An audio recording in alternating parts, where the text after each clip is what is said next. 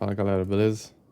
Bom, hoje eu vou estar publicando aqui nesse vídeo uma ideia relativamente recente, acho que faz pelo menos uns 2 meses que eu tenho ela em mente. Na verdade, eu vim tentando resolver esse problema já faz bastante tempo, né? Faz pelo menos um ano. Naquele vídeo que eu postei sobre o atraso temporal em campos gravitacionais, utilizando um relógio de massa-mola, né? E aí, naquele vídeo lá, eu fiz tipo, uma conjectura, né, de que, em teoria, aquilo lá deveria ser aplicável a qualquer tipo de relógio, né, hã, que tivesse ali. Só que na época eu não achei uma forma de conseguir provar esse tipo de coisa, né, e aí eu acabei deixando de lado, tipo, não publicando nada além daquela parte ali, porque, em teoria, na minha cabeça seria massa, tipo, achar uma forma de mostrar aquilo ali que funcione para qualquer tipo de relógio, né. E aí, se vocês pegarem, tipo, qualquer exemplo particular e realizarem aquela mudança lá que próximo da superfície tem um certo campo gravitacional, né, nessa direção e tal, e mais acima tem outro. Hã, tem um pouco diferente, né, o valor, e tá lá a equação, né, de acordo com a força de Assis. No vídeo anterior eu mostrei que a gente vai começar a utilizar a de Ragusa, mas eu ainda vou manter a de Assis, né, só pra mostrar, né, que ela é mais simples, assim, a equação é mais simples, né, a de Ragusa é um pouco mais complexa. Ela não tem uma simetria tão boa assim e tal, não é conservativa e por aí vai. Hã, mas de qualquer forma o efeito aparece nas duas, né. Existe uma mudança no campo gravitacional, que faz com que é como se a partícula mudasse de massa, né, a massa a gente chama de massa inercial efetiva, né. É aquela massa que aparece do lado MA do F igual a MA, a parte que aparece a massa que tá do lado do MA, a gente chama de massa inercial e quando ela muda a gente chama de massa inercial efetiva, né.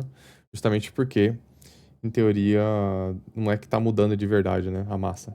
É que a massa efetiva é como se mudasse, por isso que é efetiva, a massa inercial efetiva, ela acaba mudando, né. Devido a termos específicos na expressão de força entre partículas, que fazem com que a massa daquela partícula específica, ela acaba sendo alterada por uma quantidade bem específica lá e tal, que depende do movimento das outras massas e tal. Não é o caso aqui, mas a ideia é que aquele termo, né, deu origem à dilatação temporal, que eu falei que, tipo, tinha um artigo que falava que não existia esse tipo de coisa, né, na teoria da mecânica relacional, e eu falei: "Não, tem". Aí eu fiz o vídeo pra mostrar que tem, então, portanto, o artigo estava falando era algo que ele não tinha noção que estava falando, nem deveria estar falando aquilo. Esse tipo de efeito existe na mecânica relacional, de dilatação temporal, pelo menos no caso massa-mola, e aí eu conjecturei que aconteceria em qualquer outro caso de, tipo, de partículas e tal, e depois eu vou tentar transformar isso daqui ainda mais geral, mas a brincadeira é basicamente, tipo, começar supondo que, sei lá, tem uma partícula aí com massa m, né, então, vou até fazer um desenho para ver se ajuda, tem que mudar daqui para branco, né. Então nós temos uma partícula aqui com massa m, e essa partícula aí está submetida a uma expressão, a uma força, ou um somatório de forças, na verdade, né, dado por esse vetor F aí, que a gente vai estar denotando por isso, né. E aí, obviamente, ela tem uma posição X em relação ao sistema referencial, não vou ficar fazendo aqui o sistema referencial específico, né, mas aí ela tem lá a sua posição X, né, tal, vai até a partícula, essa ponta aqui vai até lá, né. Esse aqui é o X dela, tipo, o vetor posição, né, em relação a uma base vetorial aí, cara, é 4, um sistema de referência, não importa muito. E portanto, né, essa partícula M aí, ela vai seguir a segunda lei de Newton, né. E veja que, tipo, a gente não precisa nem ir para além das leis de Newton, né, para conseguir ver esse tipo de efeito. Isso daqui é relativamente, besta a ponto de não precisar nem da mecânica relacional, né. A mecânica relacional, ela só vem para falar, tipo, as expressões de força, elas mudam de tal forma que esse tipo de termo que eu vou mostrar aqui, supondo que eu vou que mude, acontece, né, essa mudança acontece de fato. Enquanto que na mecânica newtoniana esse tipo de mudança não existia, não era impossível esse tipo de coisa, né. Mas beleza. Pelo menos com a força gravitacional newtoniana, né. Então nós temos aí o ma, né, e o a é o dx2 dt2, né, e segunda derivada da posição, isso daqui é a aceleração, né, é escrito em termos da posição. E aí a ideia é que eu vou supor que, tipo assim, imagina que essa partícula aí tá, sei lá, uma distância D da superfície da Terra, ou coisa do gênero. E aí essa força que ela tá submetida é a força gravitacional, né, e tal. E a gente viu lá no outro vídeo que a força gravitacional na superfície é diferente da que tá lá a uma distância D da superfície da Terra, né? E aí essa nova força, ela vai dar origem a uma mudança de massa inercial afetiva, né? Ela vai ser tipo vai ser como se a partícula tivesse, em vez da massa m, ela tivesse tipo um gama m, né? Ela tivesse uma massa um pouquinho diferente, assim, tipo, a massa anterior, mais alguma coisa, né? Se a galera que tá querendo ver esse vídeo, é que eu não vou ficar perdendo muito tempo com muita coisa, senão esse vídeo ficaria imenso, tipo, 1, 2 horas, né? E eu acho que já vai ficar grande mesmo assim. Mas, se você olhar lá o vídeo da dilatação temporal, acontece justamente isso aqui, né? Tipo, tem um M, aí tem um mais um G, o cara é 4, acho que é a massa da Terra, o raio da Terra tá aqui embaixo, uma coisa assim, é um bagulho bem louco, né? E aí acaba mudando a massa inercial afetiva, né, da partícula aqui. E aí quando você bota tudo esse parênteses aí como um gama, né, aí fica basicamente, tipo assim, a partícula, a massa-mola lá que tava aquela brincadeira, né, da quem tá fazendo massa-mola, antes ela era submetida somente pela força Kx, né, e agora é um Kx mais alguma coisa que quando você joga pro outro lado vira essa massa inercial afetiva, né? Muda essa massa inercial afetiva da partícula. E aí, basicamente, é como se a partícula tivesse submetida à mesma força, né? Então ela continua sendo submetida à força Kx, né? Tal. Quando você faz essa mudança, quando você pega essa força lá, que é a mais de gravitacional, da mecânica relacional e tal, e joga pro outro lado da equação, que fica. Aí vira muda, como se fosse uma simples mudança de massa inercial afetiva.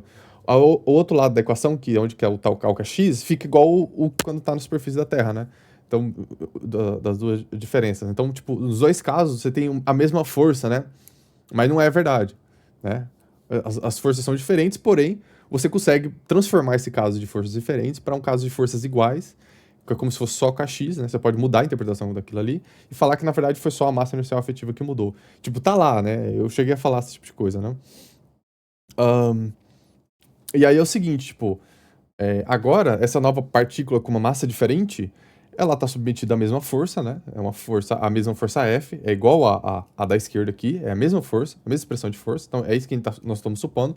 Nós estamos supondo que, imagina uma partícula que está submetida a uma força F com uma massa M. Agora nós temos a mesma partícula, entre parênteses a mesma partícula, só que engordadinha. Ela tem um pouco mais de massa, só que ela está submetida à mesma expressão de força F.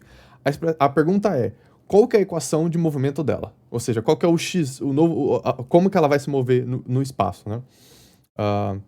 Então nós temos praticamente a mesma expressão de força, né, agora, só que agora a partícula tem uma massa gama m, não só m, e aí eu quero saber qual que é o novo o vetor x, né, essa solução aqui. Supondo que aqui tem uma solução x igual... Desculpa, aqui não é x', né, aqui é o x normal aqui. X igual a, sei lá, x de t, uma expressão específica, né, vetorial. Essa é a solução dessa equação aqui para essa expressão de força. Aí aqui nós temos a mesma expressão de força, só que a massa muda. E eu quero saber como esse novo x aqui, que eu vou chamar de um x', né, ele muda com o tempo. Que é a segunda derivada, né. E eu quero saber qual que é o x'. Essa é a minha pergunta, né. Porque, na verdade, eu só mudei a massa inercial afetiva. A expressão de força é a mesma. O que vai mudar, né, aqui? Qual que é o x'?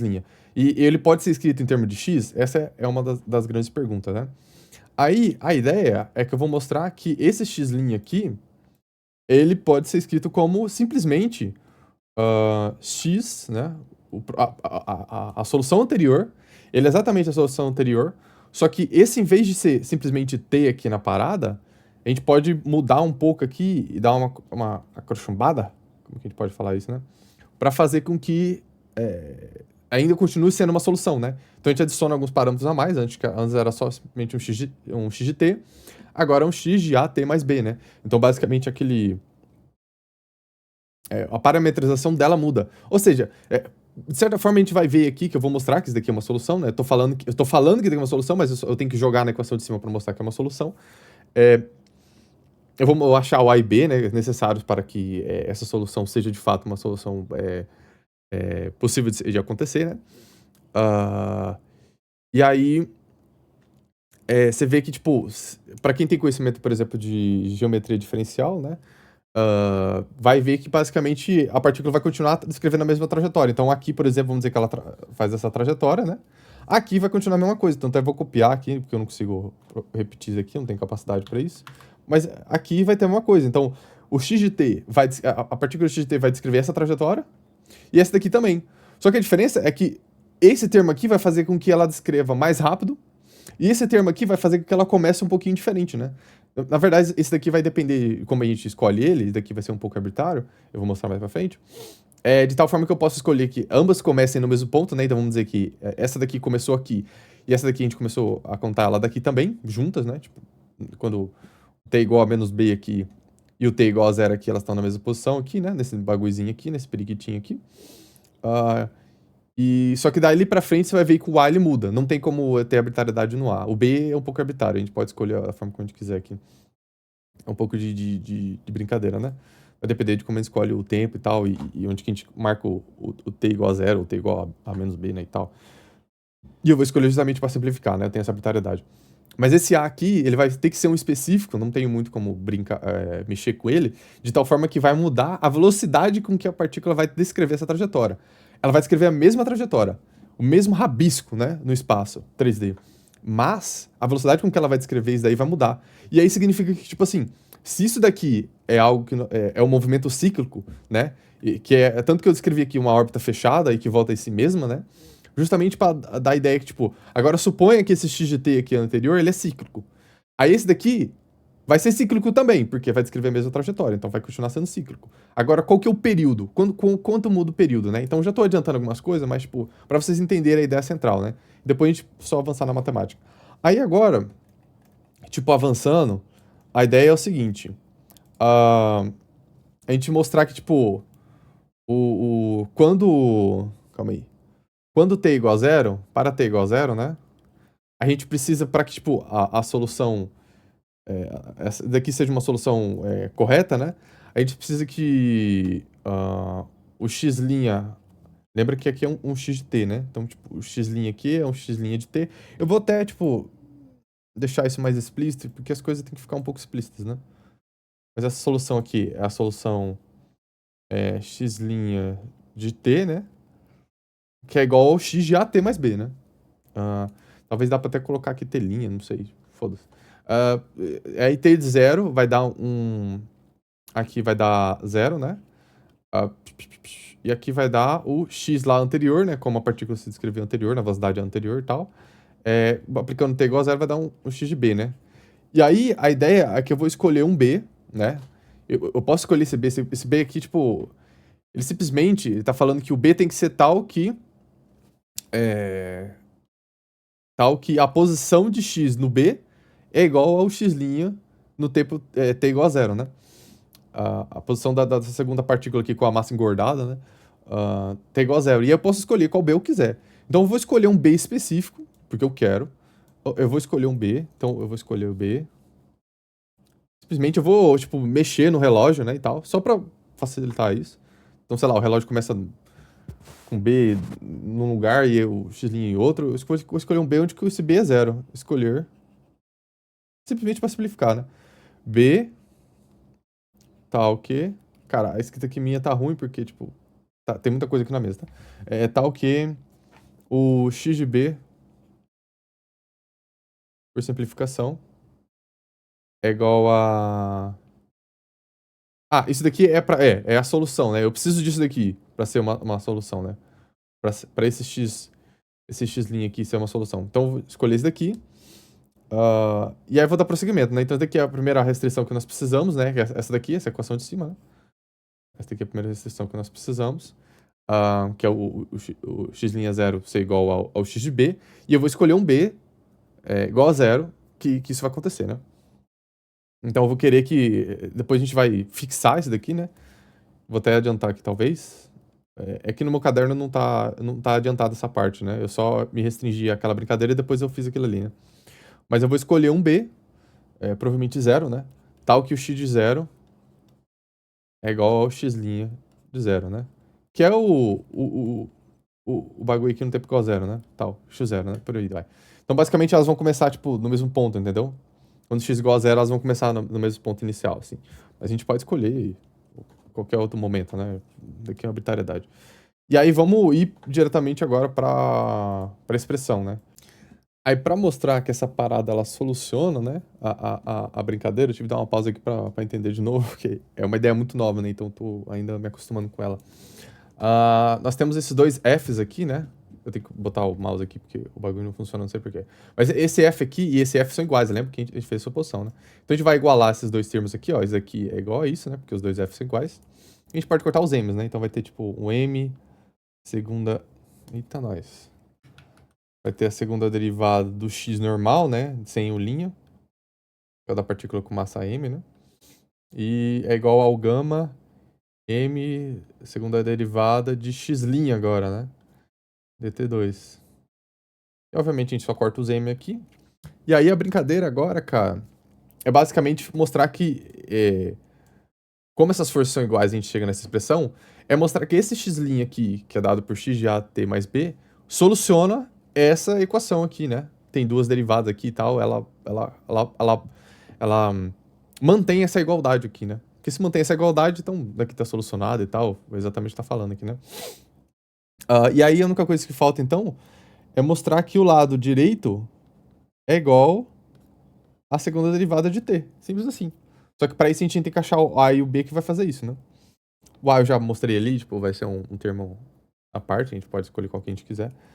Mas aí tem isso daqui, né? E aí nós temos que agora substituir aquele x' aqui, ó, né? E mostrar, e achar o a e o b tal que vai dar dx dt do lado da direita aqui, né? Pra manter a igualdade. Então nós temos aí um... Vou abrir um bagulho assim, né? Só pra não confundir com o outro ali. A t mais b e tal. E aí nós precisamos fazer essa segunda derivação. E aí, tipo, agora é a parte triste, né? A parte que vai começar a matemática um pouco mais pesadinha. Aí eu vou chamar esse AT mais B igual a U. Então, U AT mais B. É simplesmente pra fazer aquela paradinha de regra da cadeia, né? E tal. Mas eu acho que a galera que já tá começando, né? Já deve compreender. Vai dar... acho que, sei lá, não sei se precisa fazer isso daqui, galera. Tipo, aqui no meu caderno eu fiz, mas é simplesmente fazer aquela regra da cadeia, né? Então, vai dar, tipo, isso aqui vai dar gama ddt, né? A gente faz a primeira uma derivada, depois a outra, né? Então, vou abrir uma, aí ddt, né? Desse x de at mais b. Aí aqui é aplicar a regra da cadeia, né? Pra fazer aquela derivada ali interna, né? Isso aqui a gente mantém. Aí vai dar dxdt, né? Deixa eu ver aqui. Tanto que eu fiz justamente essa mudança justamente porque é um pouco complicadinho, né? Tipo, sabe, sair a parada com grande facilidade, né? Eu vou ter que fazer aqui a mudança de U. Se lasque. Então eu vou chamar daqui de U, né? Obviamente pra facilitar a brincadeira aqui. Depois vocês vão ver a maracutaia, né? Que fica no final. Então o U nós estamos aqui chamando de AT mais B. Eu imaginei que não precisava, mas provavelmente vai. Aí, nós temos aqui aquela regrinha da cadeia, né? Aqui vai ser gama ddt. E aí nós podemos agora fazer uma derivada de x de u em relação a u, depois du dt, né? E du dt é fácil, né? Porque u tá aqui, então a derivada desse u aqui em relação a t é simplesmente o a, né? Então isso aqui é a, é fácil daqui, né? Essa parte aqui é fácil, é a, né? E esse segundo termo a gente mantém ali. Então, da gama dt, derivada de a. E aí, esse A aqui, como ele não depende do tempo, né? Ele é simplesmente uma constante, em teoria. Eu tô fazendo a suposição que ele não vai ser constante. Eu posso tirar eles da derivada e botar ele aqui dentro, aqui fora, né? Vou até mover a brincadeira aqui, os brinquedos aqui. Olha, o corte não veio. Tá bom. Aí agora vem um A aqui, já tirei pra fora, né? Esse A aqui. Esse A aqui eu já tirei. E agora só fica o dxu, né? Dxu, eu não preciso desse trem aqui. Dxu, du. Nós vamos manter assim, né? Aí eu só vou mandar a ordem das derivadas. A gente pode fazer isso de boa. Gama A. Cadê? Isso, aí eu vou botar o DU aqui pra fora. E agora eu vou fazer a derivada de dxu dt. E aí, obviamente, eu vou aplicar a regra da cadeia de novo, né? Aqui da gama A. Dxu dt vai dar dxu... Eita, nós. Não precisa daqui, né? Dxu du du dt. Isso daqui vai dar A. Aí eu vou colocar aqui junto com esse A aqui, né? Vai retornar pra gente um gama ao quadrado, né? E aí não vamos ter um... Calma. Calma. Eu fiz certo? Isso. Aí tem esse du aqui ainda, né? Juntei esse gama A, aí tem esse du aqui. E aí esse trem aqui, né? É que faltou um aqui, né? Eu não fiz a parte correta aqui. Faltou um DDU aqui, né? Faltou esse bagulho aqui, ó. Eu só fiz isso daqui, né? DDU. Aí abre até aqui pra facilitar a visualização, né? Aí pode tirar esse A daqui, né? Por isso que vem A ao quadrado aqui, porque ele não é função de U, né? Então eu posso tirar ele aqui de dentro desse monstrão aqui. E aí fica DDU, DXDU aqui, né? Eu não preciso desses parênteses é depois. Caralho, isso é muito burro, cara. Aí vem um DU aqui. Aí, simplesmente, é a segunda derivada de U aqui, né? Então, aqui é gama ao quadrado. É a segunda derivada de x de U. du. E aqui é a segunda derivada, né? Então, a gente tem aqui, ó, se eu voltar lá pro começo, né? Tá aqui, ó, dx... A segunda derivada de x em relação ao tempo, né? Ao t. A segunda derivada de x em relação ao t é igual a gama ao quadrado. Segunda derivada de x de u em relação a u. E para isso daqui ser verdadeiro, como, tipo, a variável específica não importa, né? Tipo, se é u ou se é t, esse cara aqui precisa ser 1. Esse cara precisa ser 1. Porque aí, essa derivada aqui, quando a gente muda o parâmetro e tal, e faz a derivada em relação ao parâmetro, o parâmetro específico não importa. Se é um t aqui, né? Aqui é um caso, é um t, né? Esse aqui é o t. Se é t, se é u, dá mesmo, né? Tipo, não importa. Então, na verdade, a gente precisa simplesmente que o gama ao quadrado seja igual a 1, né? Porque se esses monstros aqui são iguais, né? Aqui vai sobrar 1 desse lado. Então é isso. Tipo, os matemáticos ficam louquinhos vendo cortando assim, essa derivada, né? Mas esse bagulho aqui precisa ser igual a 1. Então significa que o A é 1 sobre gama. É a raiz de... isso. 1 sobre a raiz de gama, né? Na verdade, né? E passa o gama dividindo aqui, depois tira a raiz dos dois lados, né? E tal. É, na verdade, mais ou menos, né? Então tem ainda uma arbitrariedade aqui e tal. Então, é mais ou menos. Né? Eu acho que eu cheguei a deixar o mais, né? Eu não sei exatamente porquê, mas deve ter um motivo que eu pensei na hora, né? E eu não vou expor tudo aqui, as ideias estão muito novas, então, tipo, tem muito espaço ainda pra brincar, né? Não tô conseguindo, não tô dando conta. Aí eu vou colocar um mais ou menos aqui. Né? Tem a possibilidade de ser mais ou menos. Mas eu acabei deixando mais, eu acho que porque o menos, se olharmos aqui pra expressão aqui, né? O menos só vai fazer que, na verdade, a partícula estivesse andando pra trás. E aí seria meio zoado, né? Então, tipo, a gente só pega a parte positiva.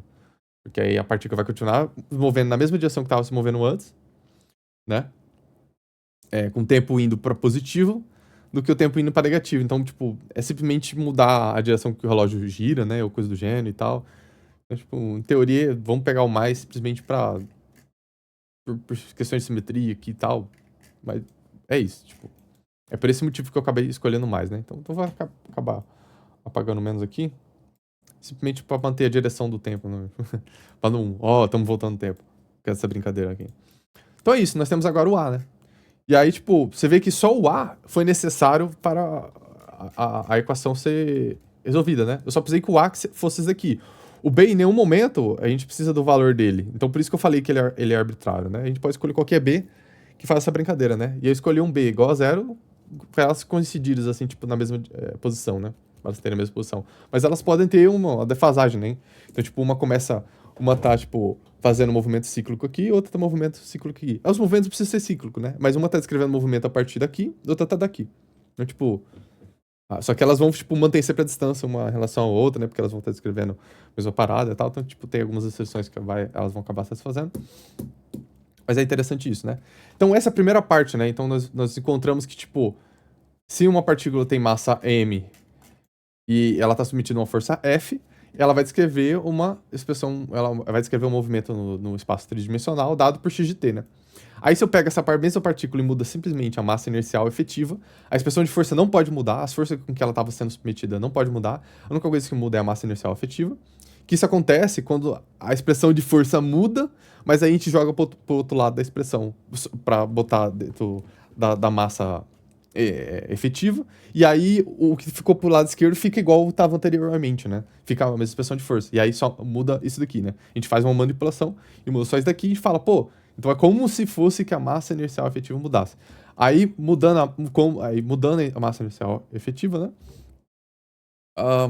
Nós temos uma nova expressão, que é um x', ela vai descrever uma outra trajetória, em teoria, né? Ela vai seguir uma outra solução, um x' de t, e eu mostrei que, tipo, se eu supor que esse x' de t é o mesmo x anterior, só que com uma mudança de parâmetro de at mais b, a única coisa que eu preciso é que esse a seja igual a 1 sobre raiz de gama, né?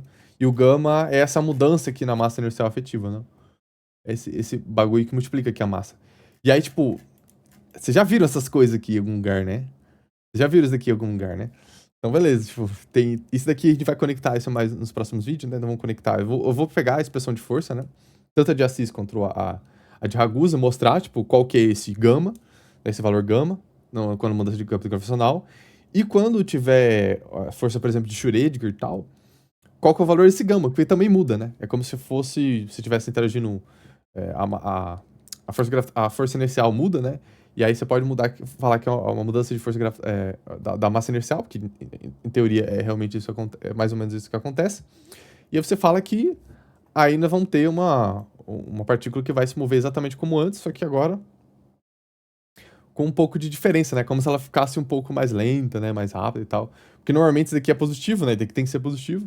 Então você vai ver que, tipo, a partícula ela vai se mover, só que um pouquinho mais devagar, né? Ela vai se mover aqui por essa trajetória um pouco mais devagar do que em relação a outra partícula aqui, né? Então quando essa partícula, sei lá, dá uma volta, isso aqui provavelmente dá meia volta, né? Tá aqui na metade ainda e tal. Então isso aqui precisa dar duas, pra isso aqui dar uma, né?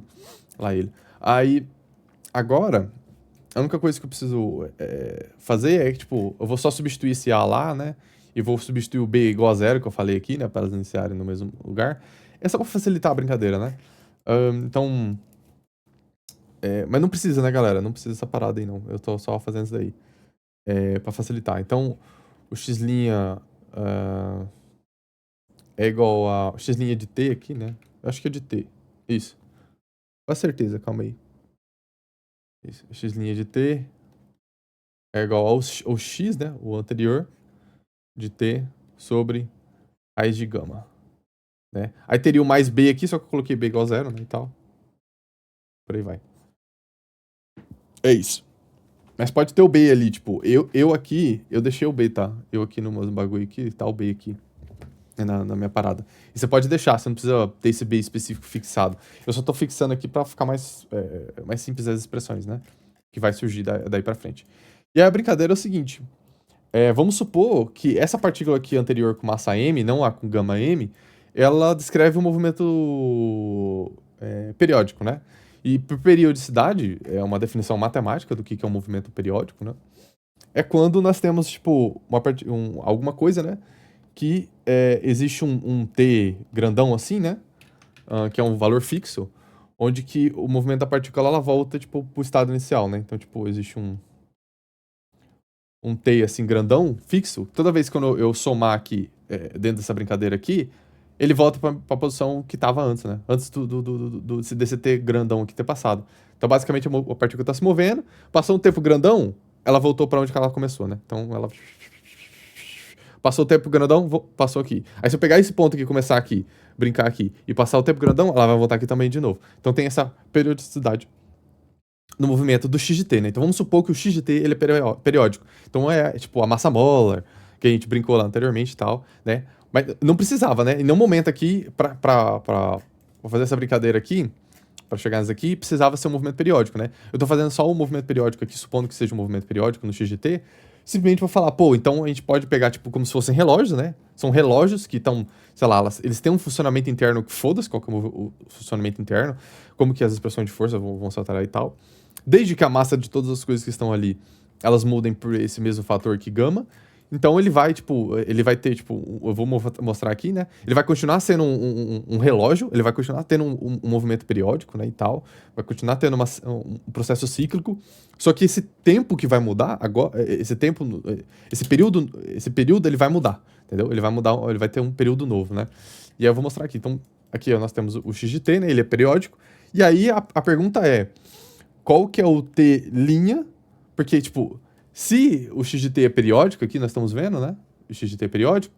Como o x' de t ele é literalmente o x de t dividido, a parada aqui, dividido por um gama, então vamos ver que ele continua sendo periódico, o x' de t, só que ele vai ter um período diferente do x de t, né? Não vai ser t, vai ser um t', o período, né? E vai ser relacionado com gama, né? Então vamos mostrar isso aqui. Então deixa eu só olhar aqui a brincadeira. Aí, pra mostrar essa segunda parte aqui, tipo, tô tendo que parar pra conseguir relembrando os bagulho, cara. É meio complicadinho o espaço. Aí, se você pegar com o x igual. Pega um tempo específico só pra facilitar, né? Então, vou pegar o t igual a zero. A gente aplica nessa expressão aqui de cima, tipo, nada demais, né? O x de t. E a ideia é que, tipo, esse aqui, né? Esse zero aqui, ele é um tempo. A gente tem que achar qual que é o TI que vai fazer isso, né? Então é um TI sobre raiz de gama. Ele é igual a zero. Obviamente, esse tempo inicial então é igual a zero, né? A gente já sabe disso aqui. Então, basicamente, tipo, qual que é o tempo T aqui, né? Que é esse daqui agora. Ele precisa ser para que o bagulho aqui seja igual a zero, né? Então, para esse daqui ser igual a zero. Então, a gente chama esse tempo aí de tempo inicial, né? Ele vai dar zero. E aí, o tempo final aqui agora, da brincadeira, né? Para ter o T grande aqui, né? Esse TF aqui, sobre a raiz de gama, ele vai ser igual a T grande, né? Então, basicamente, eu peguei um tempo inicial, um tempo final. O tempo inicial vai dar igual a zero, o tempo final vai dar igual a esse T grande. Aí, esse tempo final aqui é simplesmente fácil, né? Ele vai ser... Deixa eu fazer daqui pequeno, tá muito grande. Ele é a raiz de gama vezes T, né? E aí, o período deste T' aqui, né? Desse x' aqui, ele vai ser esse tempo final menos o tempo inicial. Tempo final menos o tempo inicial. E ele vai dar... Nós realizarmos substituição aqui, né? Vai ser t, raiz de gama, menos o tempo inicial que dá zero, né? Então, ele é simplesmente t raiz de gama. Eu vou colocar aqui menos zero só pra ficar bonitinho, só pra se fazer de besta, né? E esse tempo final menos tempo inicial aqui, ó, esse bagulho aqui, tempo final menos tempo inicial, ele é o t'. Esse daqui é t raiz de gama. Então nós vemos que, tipo, o período o segundo, o x', né? Ele vai ser um movimento também periódico, tá? E ele vai ser dado por esse período aqui. Então ele é o período anterior multiplicado por raiz de gama.